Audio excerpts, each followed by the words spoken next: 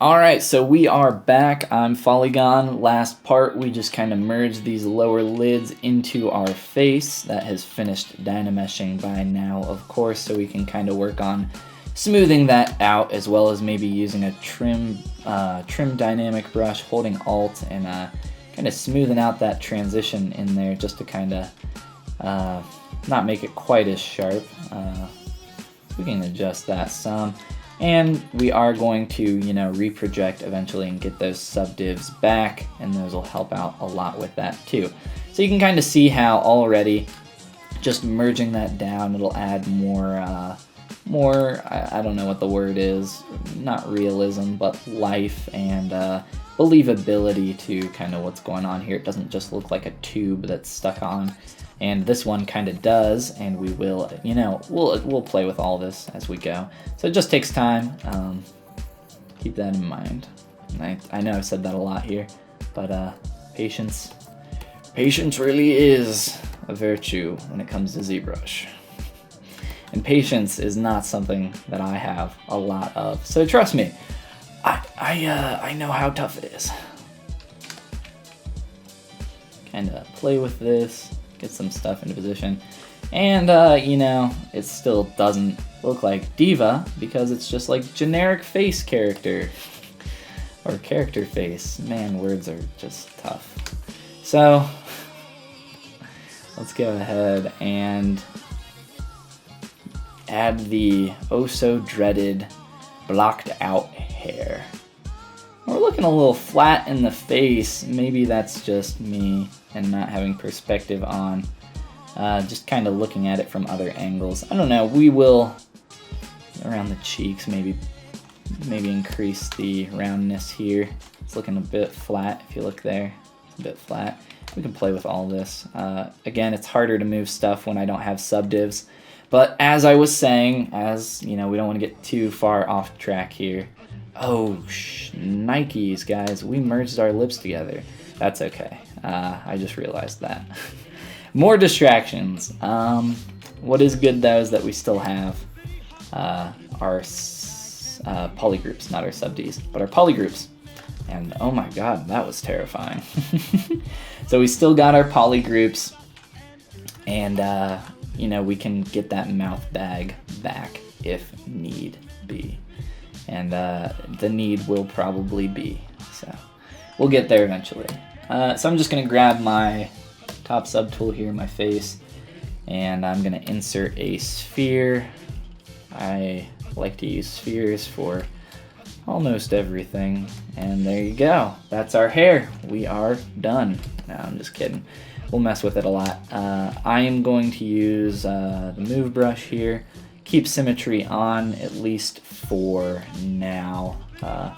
With hair, I like to break symmetry almost immediately, but at least for the very first few minutes here of blocking stuff out, it'll be nice to have that. Dynamesh very low. So we don't want to have a ton of polygons that we're working with. Got a sick mohawk going on. We'll play with that. We'll play with all this. Stuff takes time, right? So getting that kind of into where I think it will basically be. It's looking very poofy. We can trim that down, make it a little less poof. But maybe you want some poof. I don't know. You guys can work with it. Play with your poof. Get this where we need it. Another way that you can do hair that kind of works pretty well, at least for me, my experience, is starting off with just your head and duplicating that and then sculpting the hair directly on that new duplicated head. That can be a pretty neat way to work. Transparency also helps when you're working with hair. I like to use that a lot. And just Z-remeshing really low, so all this stuff can become a lot easier to work with. And because we don't have our body, or what is going to be our bust for our character, it's a little bit hard to gauge proportions of how long D.VA's hair needs to be, but her hair, at least from the game, I think it goes like pretty close down to her butt. So I think it's safe to say that if we stretch that real far down there, we would be, you know, safe with the length of that. But for now, I just want to get the basic shape in here, and of course we're going to need some more volume in parts of this. You know, hair's not just flat, and it's looking very like blocky right now, and that's because we still have symmetry on. But as soon as we turn symmetry off, which we can do here, which I just did, things will really start to take shape. My brush won't go any larger than this, at least the way I have it right now. So to let you get around that, you can shift click on dynamic, and then your brush can go to its actual maximum size. But when dynamic is checked off, the brush will always remain the same size on your canvas, no matter how far you are zoomed in. So keep that in mind. Mess with that. Mess with a bunch of these shapes. I like to keep dynamic on for most of the time though, so I won't. If I turn it off, I don't typically keep it off. Looking at the ears from the side, I just want to make sure that those are about where they need to be. The ears, I was saying in one of the previous videos when we were throwing those in, that I would like to cover those up with the hair. So I think we are kind of safe to do that here, as long as we get basic shapes and proportions here.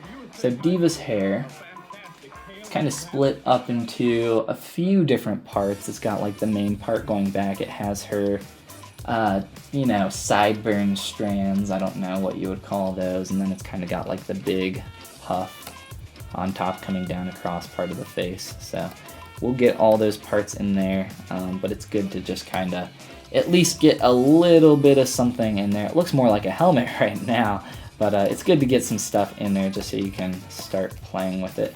You know, hair is it's one of the main like character defining features for a character. So it takes, you know, it takes a good amount of time, I would say, for you to kind of figure out exactly how you're gonna want it. And my hair is just way thicker than I desire, so using that trim brush is a good way to knock a bunch of those shapes down.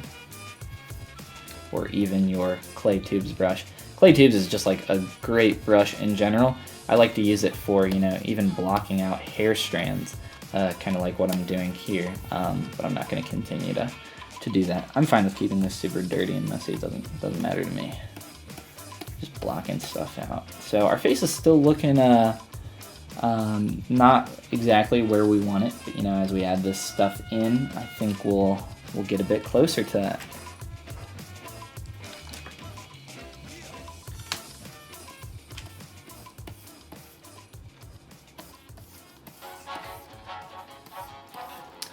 And this hair, you know, it's just not what I want. And sometimes it's not a bad idea to, you know, just delete it all and start completely over. Most of the time, though, I don't really like to do that. If I have something that I put even a few minutes of work into, I like to keep that around and try to make do with what I have. It can be tough sometimes, though, so don't be afraid to completely start over. Start from scratch. It can be hard when you put like a ton of hours into something and you're like, how can I fix it?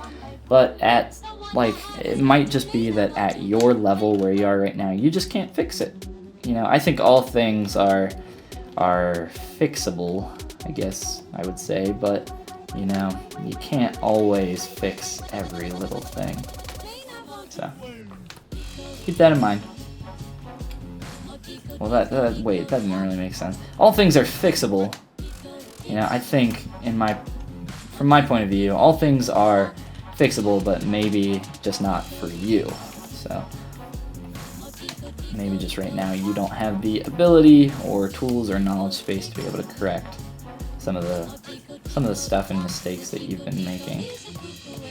So you know, what you just saw me do was I threw in the hair. I kind of did that pretty quick, and then I kind of jump around and start working on something else. That's something you'll see me probably do often, where I'll start to do one thing and then I'll immediately go do something else. It's because sometimes you just need a fresh look on some stuff. So throwing in that hair really quick gave me time to, like, you know, just give me a break from looking at the face. And then, you know, I turn and look at it and, okay, all this new stuff is sticking out to me that I can correct and fix, and that's awesome. So we can kind of continue to do that, and we will.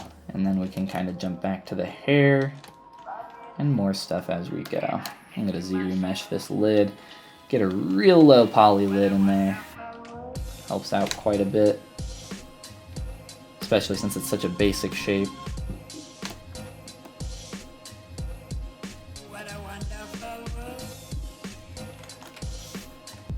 And pressing D lets you see the dynamic smooth version of that. I don't like the way these eyes are looking right now, so we'll probably do a lot of work on those as we go. One thing that's really going to help your eyes is, of course, throwing in more parts, like I say with everything. So once we start throwing in eyelashes and all that jazz, you know, we'll be able to kind of correct and make changes a bit better than we are now. As well as, you know, get a lot of these characteristic plane changes that I'm attempting to correct now, at least somewhat. Get a little bit of a plane change in there. Hard to work with this mesh though at this polygon level without my sub Ds, so I will be projecting those back on here pretty soon,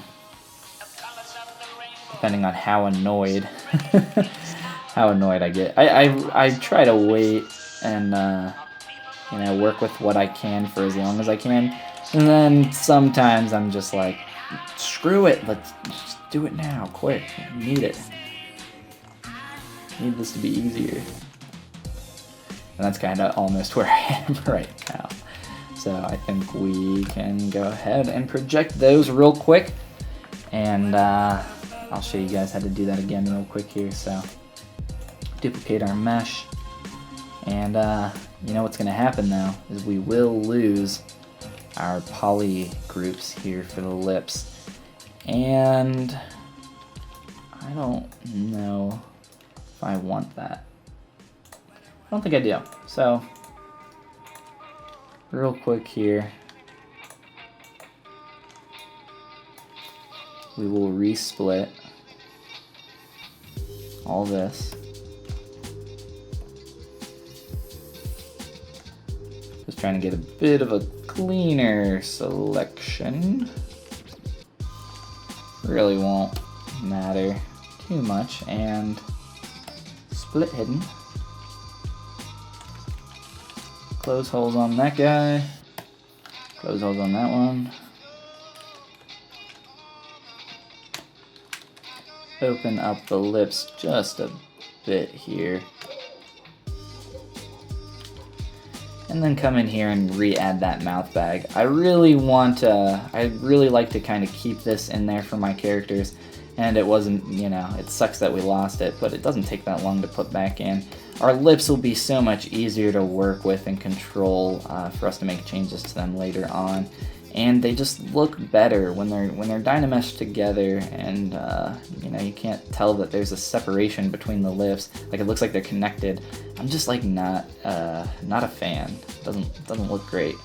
So real quick here, just mouth bag it up. No worries. Mouth bag it up. How many times have you heard that said? All right, so merge them back down. Dynamesh back together, and then we can Z-remesh and project. Alright, Dynamesh complete. I just did the mouth bag really quick there, and now we'll just Z-remesh and project. So zero mesh, 5,000 polys, again, that should be pretty good for our number. We'll let that go ahead and zero mesh, and then I'll project on up. And that is done processing. So real quick, subdivide, project all, subdivide, project all. We'll just do that a few times here to get that resolution in there. And then I will see you guys in the next video.